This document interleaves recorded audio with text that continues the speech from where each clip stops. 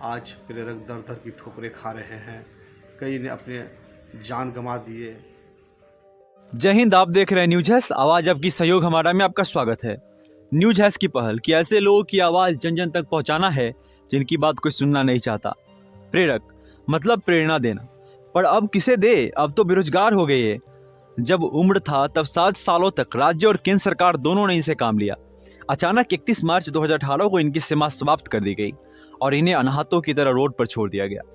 आज 3 साल हो चुके हैं, ये दर दर की ठोकरें खा रहे हैं, पर इनकी आवाज सरकार के कानों तक क्यों नहीं पहुंच रही, ये बहुत बड़ा सवाल खड़ा करता है।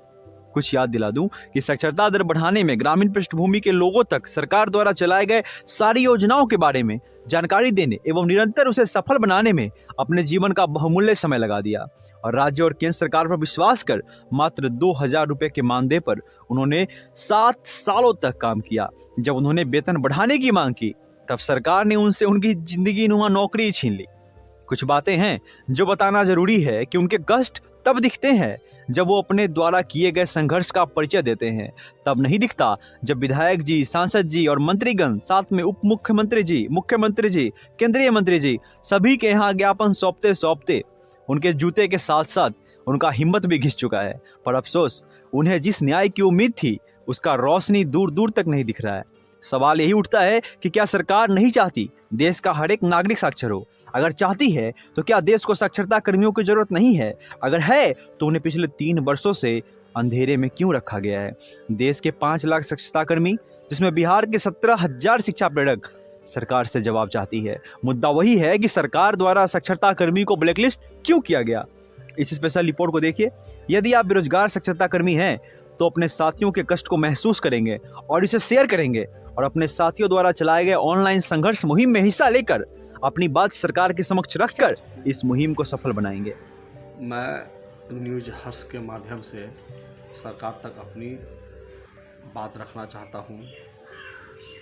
हम लोग 2011 से साक्षर भारत योजना के अंतर्गत सरकार के विभिन्न प्रकार के कामों को किया, अंजाम दिया। जैसे कि काम था कि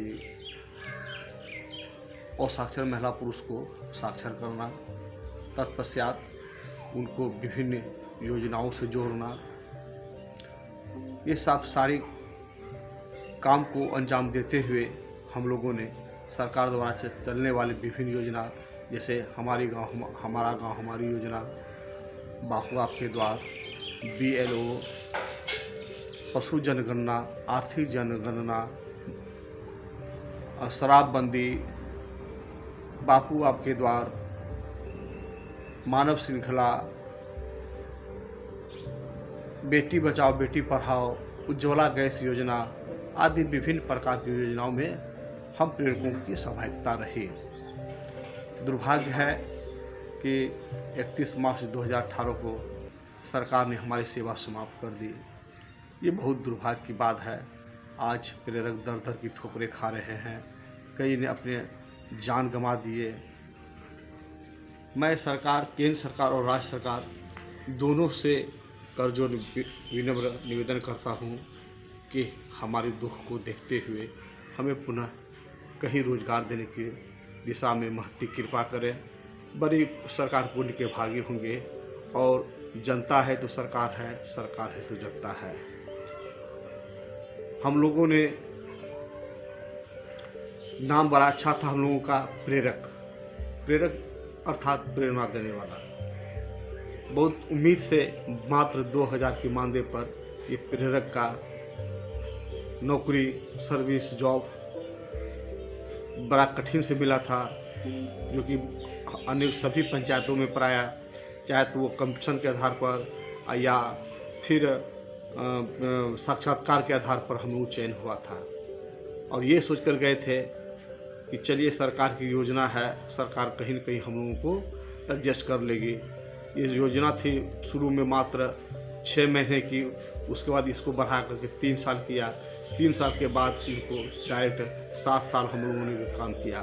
अब मैं न्यूज हर्ष के माध्यम से यही सरकार से प्रार्थना करता हूँ, रखना चाहता हूँ बात अपनी, कि हम लोग कहीं न कहीं समाधान करें। जय हिंद, जय 8 साल काम करवा के सरकार हम लोग को हटा दी और हम लोग दर दर की ठोकर खा रहे हैं।